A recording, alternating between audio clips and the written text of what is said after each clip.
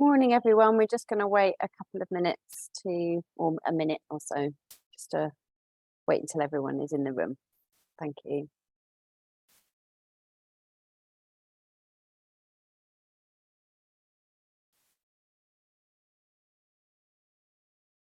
Hi, everyone. Lovely to see you. We're just going to give it 30 seconds or so until you're all in, and then we'll make a start.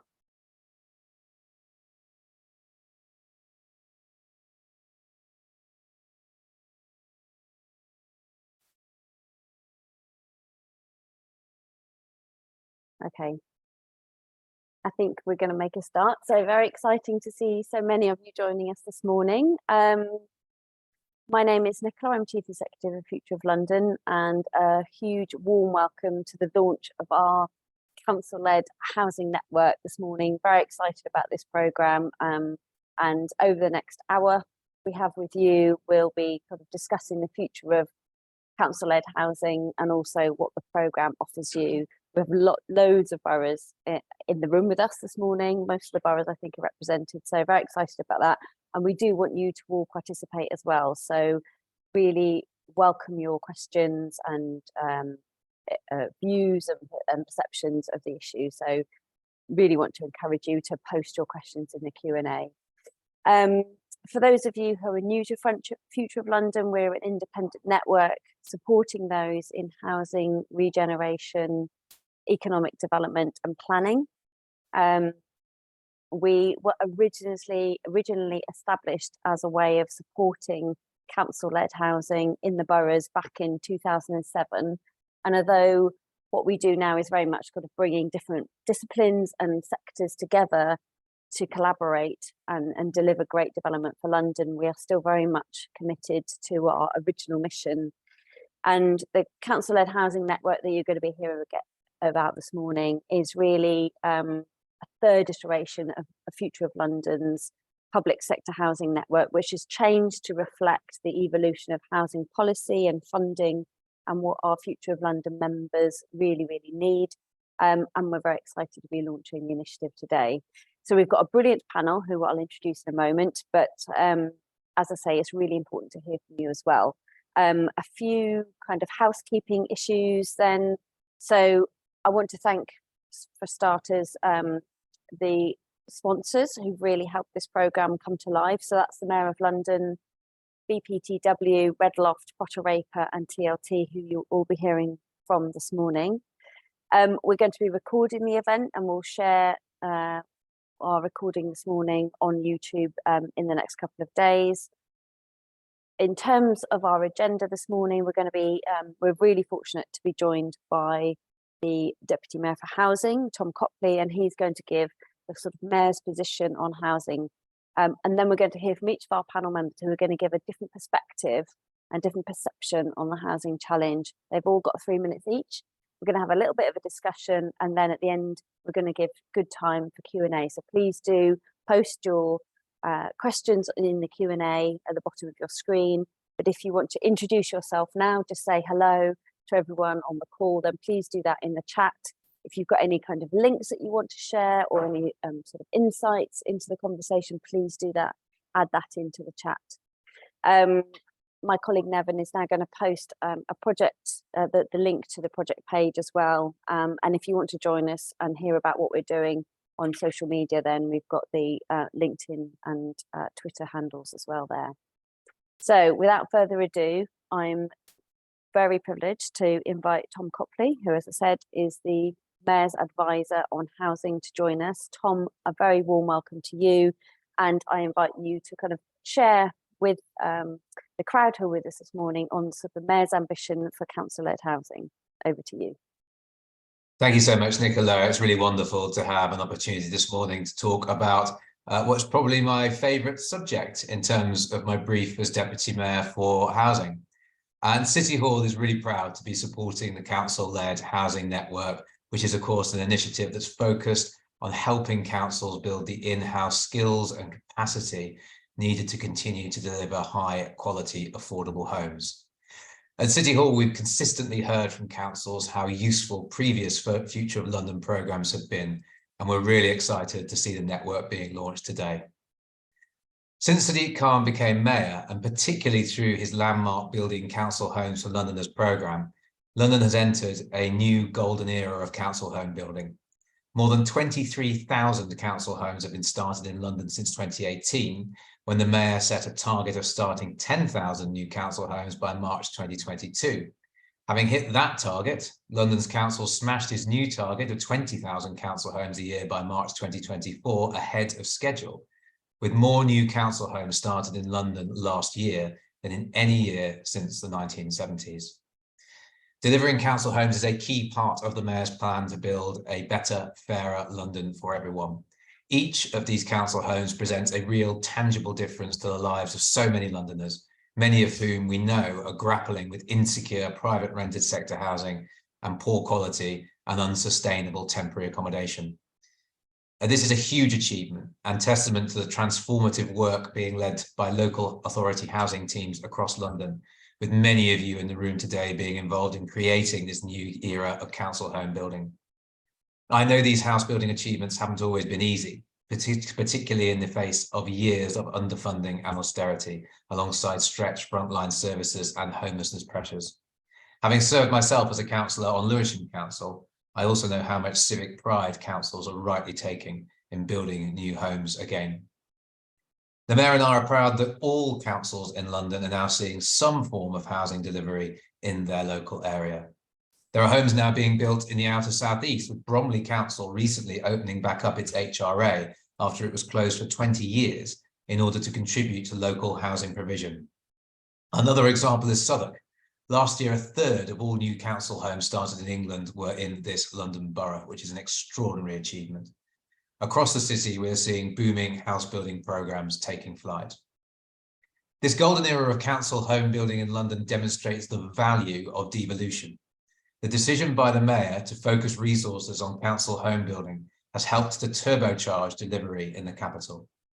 Unfortunately, we are not seeing a revival of council home building of the same scale across the rest of the country.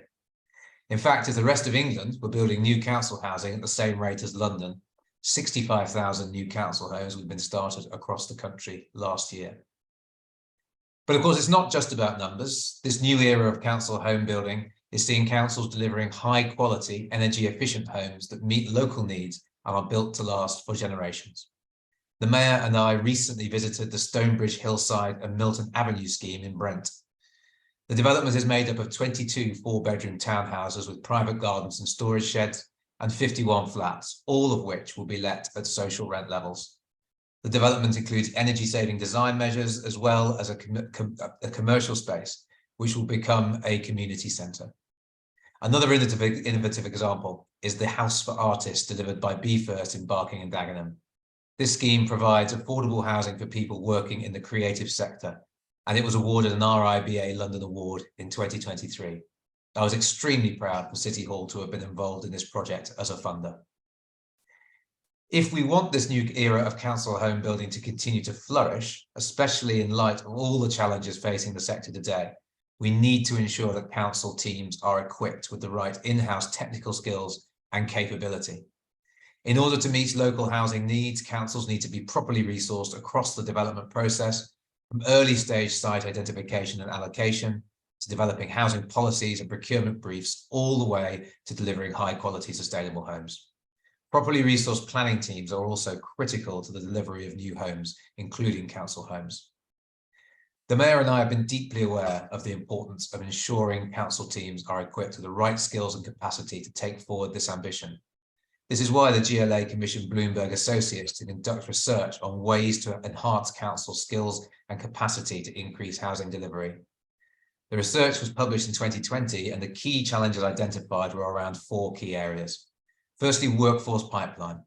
Educational institutions are not generating a sufficient supply of officers with the right skill set to meet home building industry needs, especially in the public sector. Secondly, attraction. Councils struggle to attract talent among competing players in the housing industry. Third, delivery. Councils face hurdles in structuring their housing delivery units and throughout the development process. And fourthly, employee development and retention. Councils struggle to retain and develop talent relevant for council home delivery. Legal and finance staff within councils are not equipped with the right knowledge to support delivery teams. The report made a series of recommendations on how to address these challenges, including developing a central shared resources platform for resources to councils, having on-call experts to serve as consultants to councils, and providing additional support and training for housing delivery staff. I'm really pleased to see that Future of London will be implementing these recommendations through this important new council-led housing network. In addition to the council-led housing network, City Hall is also investing in other programs to help councils build skills and capacity. We recently part-funded the Housing Development Academy, which is a London Council's initiative also being delivered by Future of London. The Academy offers short courses specifically tailored to council staff and focus on the skills needed to build more homes. Other GLA-funded initiatives have included public practice, the Home Building Capacity Fund, the Land for Council Homes Revenue Fund, among others. We are aware, however, that this only goes so far, and that we need central government to really invest in councils and housing delivery in London. Housing providers are also facing high borrowing costs and materials prices, as well as record levels of inflation. London is also suffering from a significant shortfall in capital funding to deliver affordable housing at the pace and scale required to meet housing need. This is why we continue to lobby on behalf of London councils. To give a recent example, it was by working jointly with London councils that we successfully lobbied central government to bring in greater flexibilities in the way councils can spend right to buy receipts on new housing. My team also successfully lobbied government to reduce the Public Works Loans Board borrowing rate. Council house building remains a key priority for us, and we will continue calling on government for more funding and support for councils. And we will continue working with boroughs across the capital to deliver the homes Londoners need. I'd like to end my remarks by saying thank you to Nicola, Vishkasha, and the rest of the Future of London team for all their work in this area. I'm looking forward to hearing about the next stages of the council-led housing network, and I'm looking forward to hearing the other speakers this morning. Thank you. Brilliant. Thank you so much, Tom. And thank you also for giving a shout out to lots of the boroughs actually that are on the call. So I'm sure they're very pleased to hear that recommendation and kind of acknowledgement for all the hard work that's going on in the boroughs. And no doubt, as everyone knows, boroughs can't do this on their own, and they're relying on support from organisations from the private sector, and in terms of advising them on how to get the most out of public money. So I'm really pleased to be able to introduce the panel today, who are also sponsors of the Future of London Council-led Housing Network. And what I want to bring now is their perception from their position on the future of council-led housing delivery. And I'm first going to introduce Danny Sutcliffe from Redloft, who's been a long-term supporter and sponsor of all the housing work that we've done at Future of London. Danny, from your point of view as a housing development consultant, where do you see the potential for council-led housing delivery across London? Morning, everyone. I think the potential for delivery of new homes within across London is massive within the local authorities.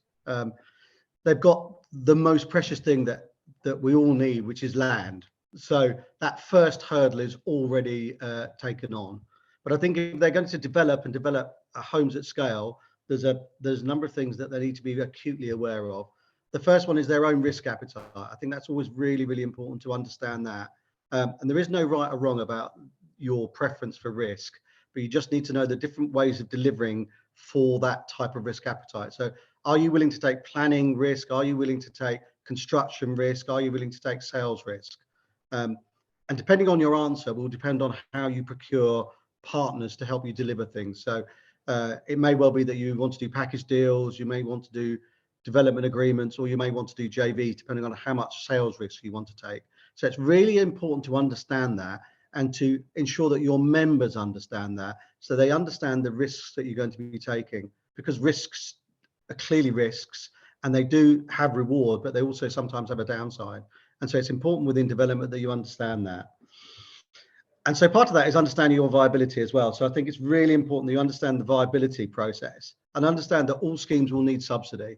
I've worked with lots of councils where they say this scheme doesn't work. Well, it will work if you put more subsidy in. It's just how much subsidy do you want to put in, and understanding how much subsidy is acceptable for your particular council to deliver new homes. And that will depend on where they are within the borough, but also the size of those homes. Clearly, you need more subsidy for a 4-bed or a 3-bed than you do a 1 or a 2. So it's understanding that and understanding your model and how that works and understanding the drivers within there, I think is really important. And where that subsidy is coming from. Is it coming from grants? Is it cross subsidy? Is it from Tom at the GLA? Is it from Section 106 receipts? Is it right to buy? Or is it a mixture of all three, which we're also seeing now, which is brilliant to get things delivered.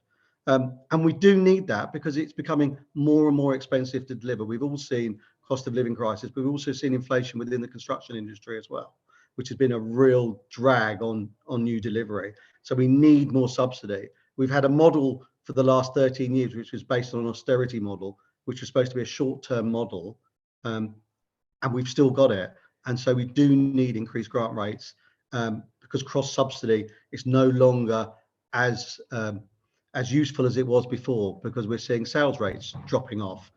I think Tom mentioned a point there, which I've got in there, which is experience. Let's not reinvent the wheel. There's lots and lots of good people out there who have done lots of this work before. Call on their expertise, and that's why this network's so brilliant. Sometimes you have an issue, and actually all it takes is a phone call and a 5, 10, 15-minute chat for the fog to clear, for it to crystallize, for you to really understand actually what I was suggesting is a really great idea. I don't know why I worried about that, or actually that's not the right way to go. Maybe if I just change it slightly. And I think it's really important that we do talk more and more and more, and be brave about decision making. I think that's part of what helps with this network. You may get the first decision wrong, but that doesn't matter because you're moving forward, and then you understand that you've got that wrong and you know where to go next. And I think that's really important. If you just did that and stop, the project's not going to move forward. So that's really, really important. My last point, because I know we've only got 3 minutes, so I'm going to give you 20 seconds left. Brilliant. Is program. It always takes longer. It always takes longer, and democratic accountability takes even longer. And so factor that into your program. Don't think it's going to go away. It's not. So make sure that's in the program and you cost that. Time equals money. But if you know that and put that into your program, it shouldn't be a problem. Let's not pretend it's not going to take longer and we can do it as quickly as the private sector. We can't, because we are democratically accountable when we're working for councils. And that's really important. Thanks. Brilliant. Thank you very much, Danny. Someone who's been, around the block a few times, if I may say. So that's the perspective from someone who has worked in housing development, been supporting local boroughs for a very long time. And now I'm going to introduce Neil Campbell, who's from BBTW, who's a planning and design consultancy. So really interested, Neil, from your view as an architect, where do you see council-led housing going, and where do you think the opportunity is? Thank you, Nicola, and thanks for the comments so far. Well, firstly, we're an architectural practice specialising in housing and urban design. And I have a particular focus on local authority. We're very, very pleased to be supporting this programme, and I'm sure, like we've done on previous programmes, we'll also learn an awful lot, as Danny's touched on there, if this is about sharing experiences. So delighted to be part of it. I mean, I suppose a little bit of background we have to say, we, like everyone probably in this room, are navigating a really challenging time around house building, building safety legislation, viability issues, stalling projects, etc. But through all of that, we're really encouraged to see that councils remain increasingly active in development. And whilst dealing with these challenges that are facing the industry as a whole, but councils, of course, can have a much longer view in terms of development. And I think that's so important today in considering the future. So that's an important point to make. So now, I guess more than ever, we see their role as being extremely vital to rise into the challenges of the housing crisis, and also continuing to set such a high bar in relation to quality. And that's something I definitely want to touch on. An example of this in the work that we do is in relation to sustainability, and Tom touched on this a little bit in the examples he gave. We're finding that councils are leading the way in this area, which is fantastic.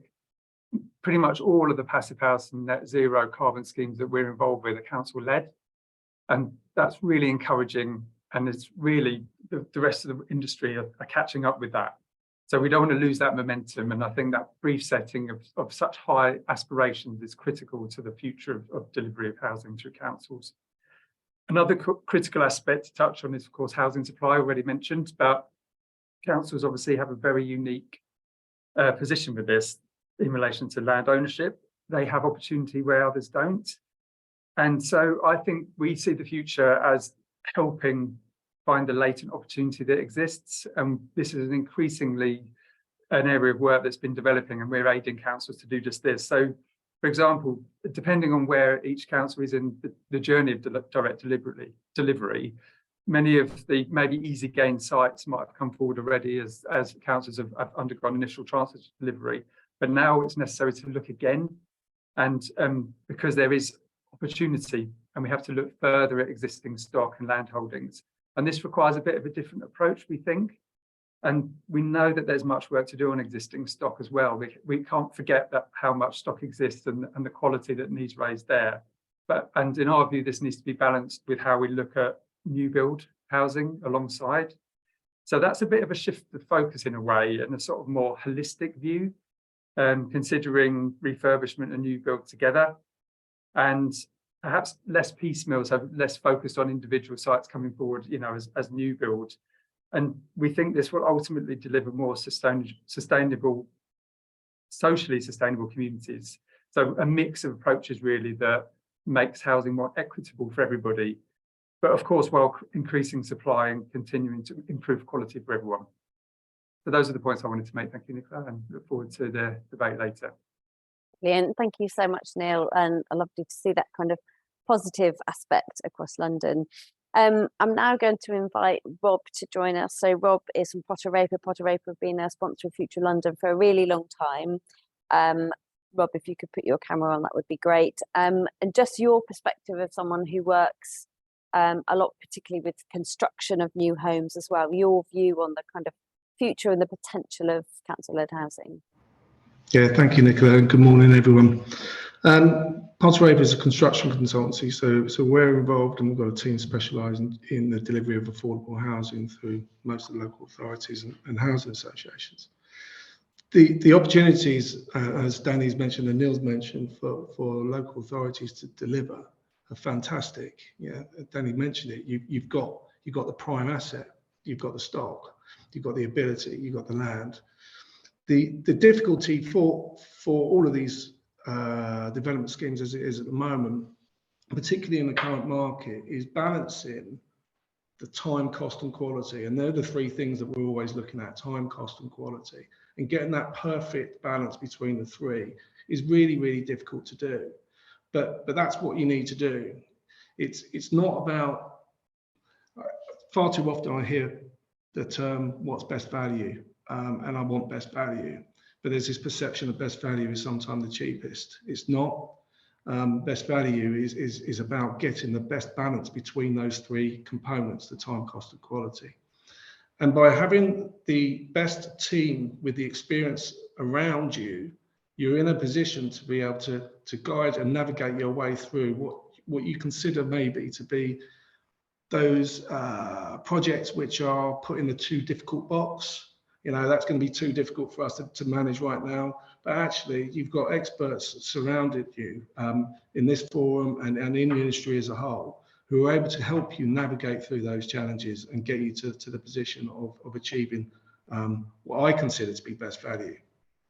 And that comes back to value management. It doesn't mean that it's the cheapest. It's about getting that perfect balance. So we've got to avoid, and I know it's very difficult, always going for the cheapest option, because that's not the best solution for you in the long run.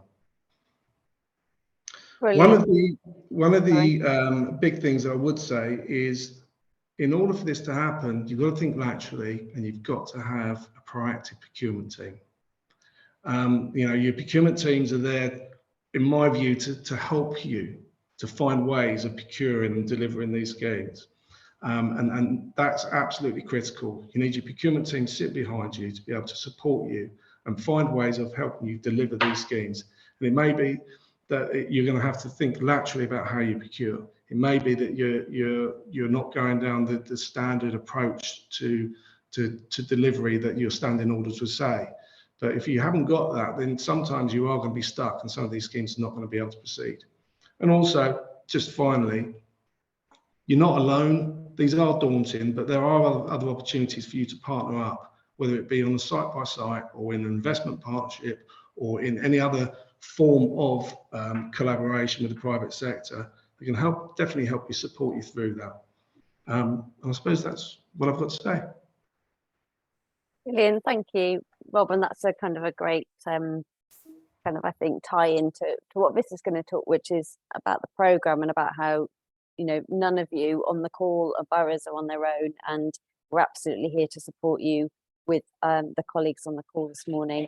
So lastly on our panel, last but no least, is David Meacham. He's at TLT, who are a law firm new to supporting this programme, but not new to Future of London in any way, shape or form. They've been mentors and brilliant supporters of us for a long time. So David, I invite you to bring in the kind of the legal perspective on council-led housing in London. Over to you. Great, thanks very much, Nicola, and to everybody else on the panel. I'm not quite sure how I follow all of that, because there's already been some extremely good points made by everyone.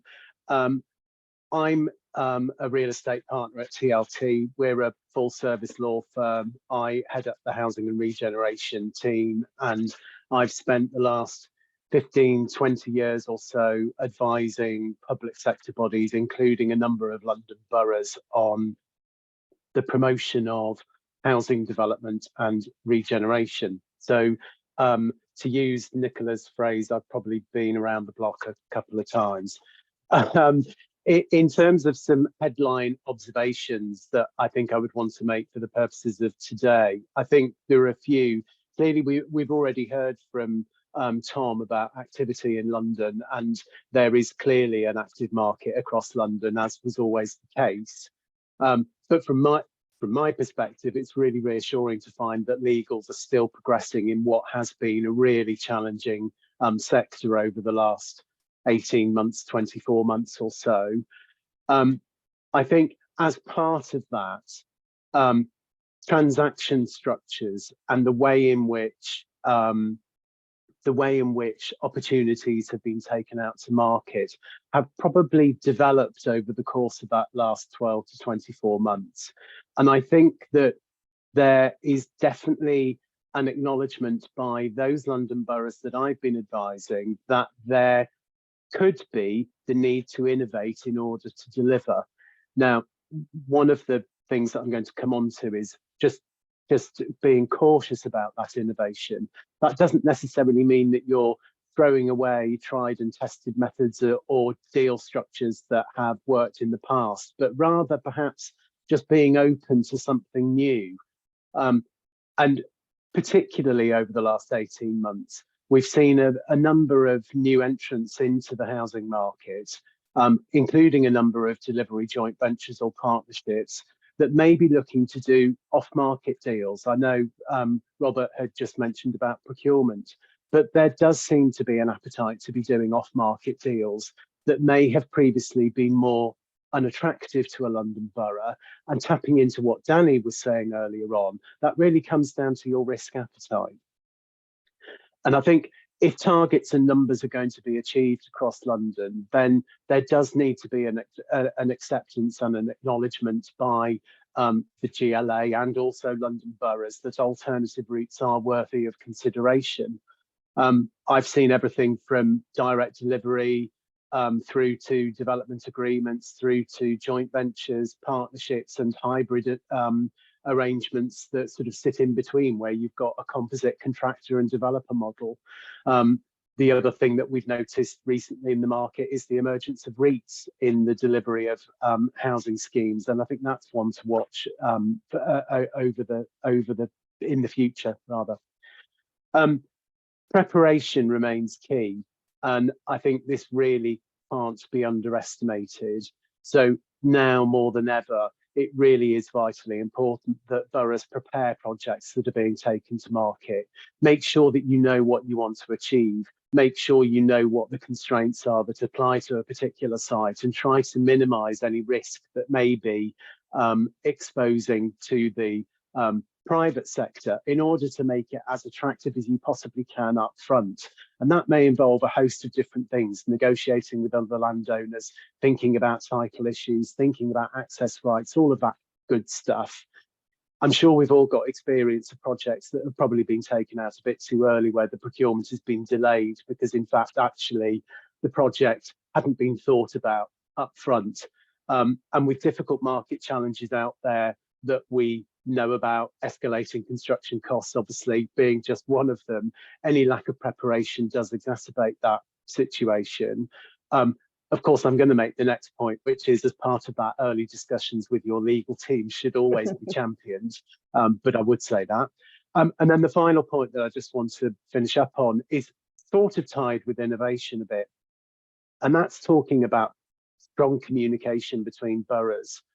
Following on from preparation and understanding what you want to achieve, it's important to understand also what's going on in the immediate neighbourhood and understanding whether there are competing schemes that might detract from your opportunity that you're wanting to pursue, so that you don't flood the market where you've got schemes being taken out by immediately neighbouring boroughs. So therefore, communication between neighbouring boroughs is obviously sensible to ensure that one opportunity doesn't outstrip another, and that you're therefore trying to be consistent. And that does go a bit back to innovation, doesn't it? And what I was saying, clearly not everybody or every opportunity needs to go out on the same terms. But I would suggest that you only really truly need to be innovative where the scheme warrants it. There's no point in innovating on legals just for the sake of it. And that's probably my final point. So Nicola, back to you. Brilliant. Thank you so much, David. So we've heard a lot about thinking laterally, about innovation, being creative, Danny's point and Neil's point about you're not alone in this. And we've really listened to what the boroughs, everyone out there in the ether have said to us they need in terms of helping deliver council-led homes in terms of skills. Obviously, we'll probably come back to money and subsidy later. So now I want to introduce Biska, who is our Housing Programmes Director, who's going to tell us about what the Council-led Housing Network is all about and what the offer is to support boroughs. Over to you, Biska. Yeah, thank you, Nicola. And I think just a quick reflection, really, to say just how amazing it is actually, how much work the boroughs have done to get to where we are now. Collectively, the boroughs have done an enormous amount of work against what is a very difficult backdrop. And we're really, really pleased to be working with the boroughs and to be bringing in this programme. Tom did mention earlier the Housing Development Academy, which is the other project I lead on in Future of London. So I can't help wanting to give a little plug there. Do look at that. Very different to the Council-led Housing Network. That is really about skills training. Do have a look at the website. I'm sure we'll post that out to you later. So Council-led Housing Network, very different as well from the previous programme we run. And I think there's probably quite a few people, I'm hoping there's quite a few people in the audience who've joined us today who are part of the Council-led Housing Forum. So that was a programme where we dived into topics quite deeply, into development topics. And we went from one topic to another. I mean, each of those topics were critical topics to development, but it was like a sort of series where we went through those quite rapidly, really, because as people in the boroughs know, these are not easy. None of the development challenges we have are easy to solve. So the key thing about the Council-led Housing Network is that we want to bring people together around common challenges. And we've got a number of ways that we're going to do that. And at the heart of that sits the idea that of peer-to-peer learning. We've come a long way on this journey, and there's a lot of good practice out there that we can share between the boroughs. And we know from the feedback we've had previously that one of the things that people have said to us when they came to our sort of topic-based events is that they really really got a lot out of the case studies. They got a lot out of hearing other participants as much as they got out of hearing experts as well. So this programme is going to have 4 strands to draw on peer-to-peer and to bring people around challenges and to share good practice. We're going to set up some groups. We've already having some conversations around that, some peer-to-peer groups for shared learning. We're looking to do some project twinning. We know there are projects out there. We know sometimes that different boroughs speak to other boroughs about projects. It can be a bit haphazard. We're going to try and help you to make that happen much more easily through this programme. We know there's lots of good practice. I mentioned that just now. We want to make sure that good practice gets shared across boroughs. So we're talking about setting up a database and a resource that people can access. And then finally, supporting that, almost wrapping around that, is actually access to some expertise. Those early discussions when you're thinking about a project, you've got a particular challenge, just being able to have a discussion with someone who's perhaps been around the block or just working on something similar to you, that in another place, who can offer that sort of advice, perhaps from the private sector experience that they've got, which then helps you to formulate your way forward. So that is essentially going to be the expert panel that we're putting together and will become operational pretty quickly. That's the first part that I hope you're going to see, and access for support. Thanks, Nicola. I'm on mute, sorry. Doesn't matter how long it is, does it? Thank you very much, Vitika. And when we come to end, my colleague Nevin will post in a link and you can sign up to the mailing list to make sure that you hear about all the support that the Council-led Housing Network is going to support. So now we really want to hear from you, from the boroughs, from those that are advising the boroughs, on what your questions are from the panel. I'm going to kind of, I guess, 2 of the questions that we have so far are about the recognising the amount of delivery that boroughs are doing, talking about risk, talking about capacity. But both, Tom, are asking about the really challenging times in which we're all in terms of housing delivery, and now the GLA can up their subsidy. I'm sure is a question you've had to ask many a time. So over to you to ask about the kind of support, the financial support that the GLA are offering boroughs. Yes, so of course we have discussions with lots and lots of boroughs about how much we can put in by way of grant, given the challenging circumstances. I think the first thing to say is on the 2021 to 26 Affordable Homes Programme, councils are making up nearly half of that, which is a huge shift from the situation at the beginning of the previous Affordable Homes Programme, where it was dominated by housing associations. So I think it's worth reflecting on how far things have come during that time. And over half the homes for social rent in the programme will be delivered by councils. So we've just undertaken a reprofiling exercise. It's very recently been signed off by Secretary of State. And that does mean that we've been able to up the grant rates where needed compared to the first round of bidding. But we are still working with the same pot of money that the government has given us. There's no extra funding. So that obviously means that unless we do get some additional funding from the government, we're not going to be able to deliver as many homes as we have hoped. But that's because, as we all know, the cost of building has gone up, more subsidy needs to go in. The second thing we're doing, of course, is working very closely with London councils to lobby the government for the things we need, to lobby them for the additional funding, and for some of those other changes that we need as well. Things like, combining right to buy receipts and GLA grant areas that we agree on and are pushing the government on. Great, thank you. Thanks very much, Tom. I'm going to go to questions disappeared. A question from Michael Barry at Waits Residential. So this is to Danny and potentially others. And Michael asks, in the interest of taking the long-term view, i.e. longer than a political cycle, what methods are there to demonstrate value and hence viability beyond the monetary land value and returns, which I think is a good question. So Danny, I come to you first, and then if anyone else wants to pitch in as well, that would be good. I mean, this is always the big question, isn't it? When we and Rob talks on it, what does value for money mean, and how can we properly express this?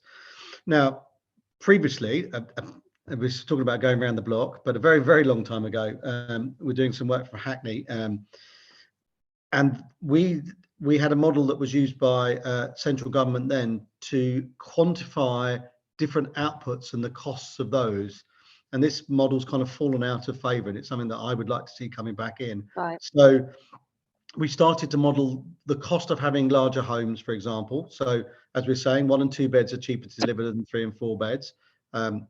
So looking at how much extra they cost to deliver, looking at how much extra the green agenda costs. And it doesn't have to be a huge amount, but there is slightly upfront costs, which are hopefully, and I think will be great savings in the long term, not just for residents who will have cheaper bills, but for maintenance and obviously for the environment, which is massive. Also, we need to start looking at bed and breakfast costs as part of this equation. I believe that, you know, councils are spending an absolute fortune on temporary accommodation. It's a real issue for councils. Lots of them are drifting to where they're not as viable as they could be, and so we need to start looking at that. If we can reduce that temporary accommodation bill by building more homes, then maybe we can look at offsetting that. And I think that's something that we should maybe start to be looking at. Also, safety. Some areas where we're looking at, we used to be a big thing about ASB behaviour, and if you're reducing that down through good design and new build, then how can we factor in those costs of living in a safer area? That has to have a value. And lastly, looking at where we're not just doing residential, but doing commercial as well, and the input of that, and the revenue that can be derived from that.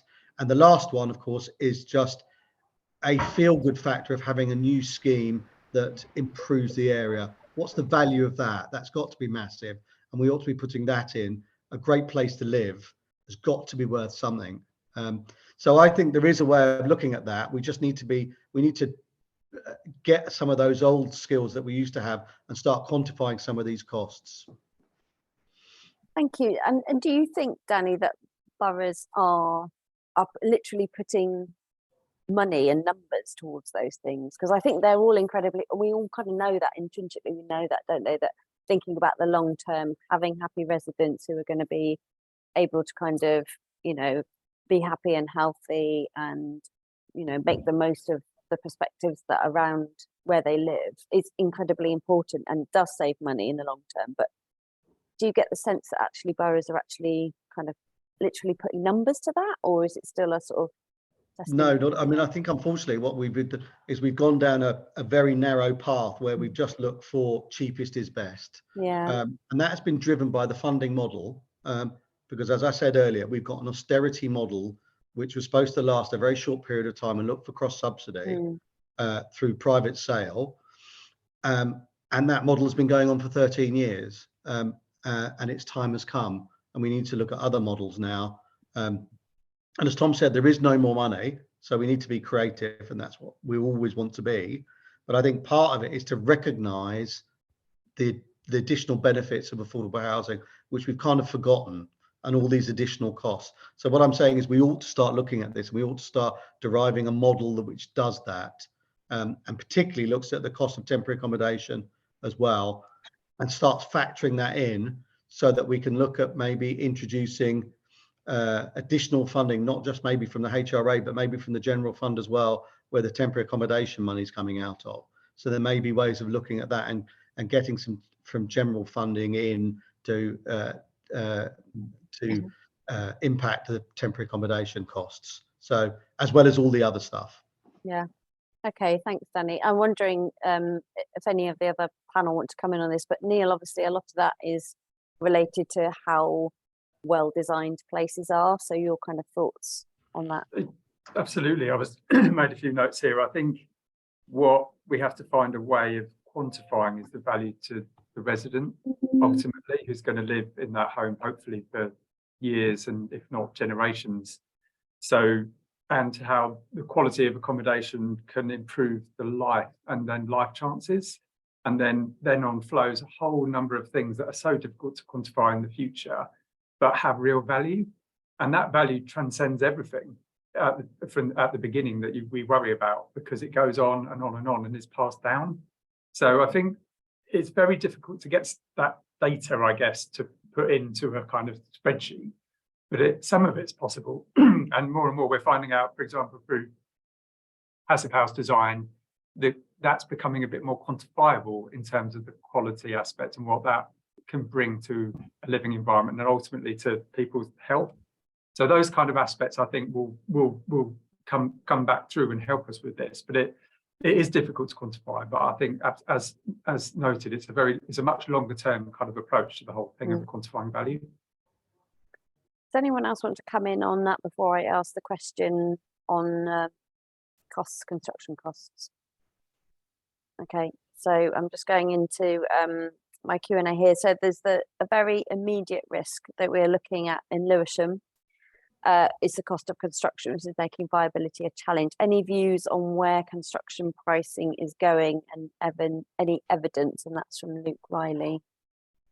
I'm going to come to you, Rob, as our construction champion. Yeah, interesting. It's a strange one, because the reality of the situation is there's not enough tender data coming back in the market at the moment because it's so stagnant. But what we are seeing generally is that the construction costs have certainly plateaued back from 12 months ago, where, crikey, it was impossible to predict. We've got a degree of cost certainty, albeit it's going to be at figures that people just don't like. But that's the market. We do anticipate in the Q1, Q2 next year of seeing some more activity in the market and some better tender competition. My concern there is that there's such built up demand for competitive pricing, is that it will suddenly release a huge amount of opportunities back to the market, which is there's a very finite pool of contractors and developers out there. We really do need to encourage some new players to market, really, but that will just end up with an excess of opportunity and simple supply and demand. It's just going to force prices back up again. So I do think we're going to see a bit of a yo-yo, suddenly just starting to plateau out. But this is a long-term problem, and it will calm down. But I think we're probably looking at 18 to 24 months before you see any real normality again. That's my personal view. Okay. Anyone else want to come in on that before we go to going to come to Nena's question from Enfield? Yeah, Danny. I think we're in a position now where build costs are going to be where they are for some time now, and we just have to accept that. They're not going to be dropping down massively, and suddenly all our schemes are going to be viable again. So what we need to do is find ways for grant rates and for subsidy to go up, and for the sales market to catch up. So part of what I think we all need to be doing is getting all our schemes ready to be in a position when the market for sales slightly changes and there's a greater appetite, so that we can jump on that next wave of increases in sales values and take advantage of that and work with partners, or as local authorities take some risk on sale and start delivering that ourselves. So it's not to stop pushing projects through the planning process, and it's not to stop us getting to a position where we can let contracts, but get them ready and work with partners so they're aware that as soon as the cycle changes, we can jump on that and go again and work. Otherwise, we'll have that lag and we'll miss that next up cycle, because this cycle won't last forever. We've all been through these cycles where it's kind of doomsday and we'll never build again, and the market is broken, but it's not completely broken, and so that cycle will change, and we need to be in a position and ready to jump on that next up cycle. That's what we want, positive thinking. Okay, brilliant, thank you. So I'm gonna come to Nana. So on that kind of topic of kind of funding and financing things. So Nana from Enfield Council, I think we're talking about a model that quantified outcomes rather than outputs, which is what you were talking about, Danny. Reduction in housing insecurity, benefits of sustainable livable homes, which she agrees with, but without more funding, innovation is about working more closely with the private and third sector partners to deliver not just more social, but also more affordable PRS housing. So how do we lead on those relationships? Maybe David or Tom want to come in on that? Or anyone on the panel? Let's go. So a question about kind of relationships with partners in terms of delivery.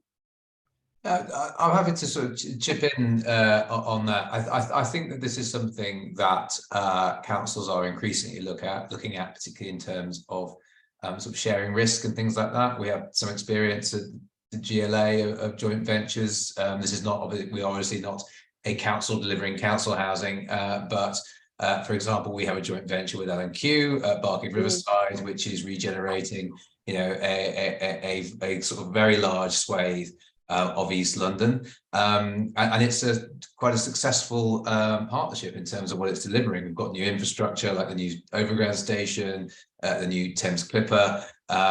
We service the plots. We then put them out to developers to build out. And so, you know, I do think it's a model that can work as long as you, of course, pick your partners carefully. I think that's the really crucial thing. You've got to have the same objectives and the same sort of vision. You won't always agree, but as long as you're trying to get to the same place, that's absolutely crucial. Yeah, I definitely agree with that. Sorry, Rob. I was just going to say, I would definitely agree with everything that Tom has just said. You know, it comes down to the point around the appetite of a London borough to risk and also reward, and whether or not the balance of that risk and reward is an appropriate profile for both the council, but also for the partner that you're trying to incentivise in getting into that partnership. We've certainly seen an increase in the number of joint ventures and partnerships being used, particularly in the affordable housing market. Most recently, it's a tried and tested route for delivery, I would say, wider than just affordable housing for longer than just the last couple of years. And I don't see any reason why that can't be developed or can't be continued in the future. I think I definitely come back to the point that I was making at the outset about innovate where you need to innovate, but don't innovate where you don't need to innovate. You know, rely on a tried and tested route that you know will be attractive to market, because ultimately the London boroughs are dependent upon the private sector to help them deliver. Okay, thank you, David. Rob, you Yeah, no, it's just adding to that really is that, look, if you dipping your toe in, if you like, for your first collaboration, then look to some form of site only DA, which deals with a shared risk. If you're looking to develop more long-term working relationships, then fine, you can look to a more structured JV or investment partnership. But culturally, you need to be aligned, and you need to, because when things are good, everyone's happy. It's when things are bad and in current market conditions, that's when the challenges come. And that's when the challenges on relationships come. So you have to go into this with your eyes wide open. But the opportunities there are superb. A lot of things can be unlocked. But you've got to look at it, particularly in investment partnerships, or a scenario where certain sites are just not going to wash their face, but others are, and they're going to make it work. But that's regeneration. And that's just what it is. So just go into it with your eyes wide open. But the people around this table have the experience, have done it. I'm more than happy to talk to you more about it separately. anyone excuse me, does anyone else want to on the panel come in, because I think nothing gets delivered if it isn't in partnership these days, really. So any kind of top tips for managing those partnerships and going in, as Rob said, sorry, with your kind of eyes wide open. Neil, you must have had to mediate a few partnerships in your time. I think it's kind of goes back to, I think the point's been made, make sure collectively you know what you want to do. Yeah. So set the brief, the collective brief at the beginning, and take time to do that, rather than let it, you don't want to let that evolve for too long. So that there's collective ownership of the brief, and then go, because then you're much more chance of delivering what you set out to deliver. I would also add that all parties need to understand what they bring to the table. Yeah. And I think the private sector has a lot to offer, but it doesn't have everything to offer.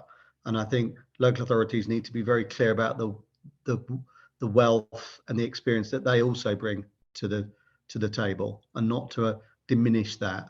And there's lots of things that they're much better at doing, such as dealing with local communities, consultation, but also understanding the politics of a local authority and what we'll get through. So it's important that everybody understands what they can bring to the table. And I think, and it's also important that your private sector partners value that. So find partners who understand what you can bring and what your value is, and then you'll have a good partnership.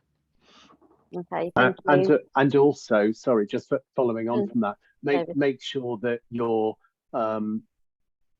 appropriately resourced from a borough perspective to make sure that you are an effective partner yourself. You can't, when going into a partnership, you can't automatically assume that everything will be done by the partner. It is a true partnership, and you need to make sure that both partners are effective. I've seen examples of joint ventures which have very quickly become unravelled as a result of a lack of resource being provided by either one or t'other, but certainly on the borough side. So a word of caution, but then I might say that I'm a lawyer. Okay, I'm going to do 2 questions, and then I'm going to come back to Tom for kind of last thoughts and reflections and advice for the boroughs who are obviously helping deliver the housing target. So the first question is from Monique. Hello, Monique, at Lewisham. So here at Lewisham, we're looking at how we can deliver our small and complex sites, and obviously the GLA has its own small sites programme. We're in the process of mapping all our sites, both HRA and GF, but it would be helpful if our RPs, are registered provider partners, and neighbouring boroughs could do the same, so that we can identify any joint development opportunities. So on the panel, do we know of any initiatives to encourage partners to do this, to identify their 2 difficult sites? Are there revenue funding opportunities for the GLA and BLRF, for example, to unlock these sites? They just need some attention. So anyone know of any kind of support, I guess, from Monique? And she won't be the only one who's looking at how you kind of unlock those small sites. Oh no, you go first, Neil, and then I'll... Thanks, Tom. I was going to say, I think we're finding that more and more local authorities are doing this. So I think the first point to make is that it might well be happening, but you just don't know. But I suppose the complexity is that everyone's doing it in a slightly different way. And so finding the way to kind of align those processes is the key to this. We're working with quite a number of authorities doing exactly this, and we kind of have a kind of process to undertake it, setting criteria about looking for opportunity. But every council has a slightly different kind of priority, brief, etc. So and they should do. But I think that you could still talk to neighbouring councils to see what they're doing, because I think that will just help align 2 processes anyway. And you're absolutely right. This extends to the private sector, RP sector, because part of that work is also looking at land ownerships that exist that surround and looking at joint venture opportunities. So identify those through land ownership. And that's the start of the conversation about these partnerships that we've just been describing. Thank you. And I'm sure we can help with that. Tom, if you want to come in on the small sites. Yeah, I think it's a really good question. I know that looking broadly at I think all small sites, not just local authority sites, Russell Curtis has been doing quite a lot of work on mapping this across London. I think this is an area where I'd be really interested. I think it'd be good if you were to get in touch with our small sites, small builders program. Maybe send me an email and I can link you up, because this is something that we have sort of relaunched and revamped as part of the work we're doing at City Hall.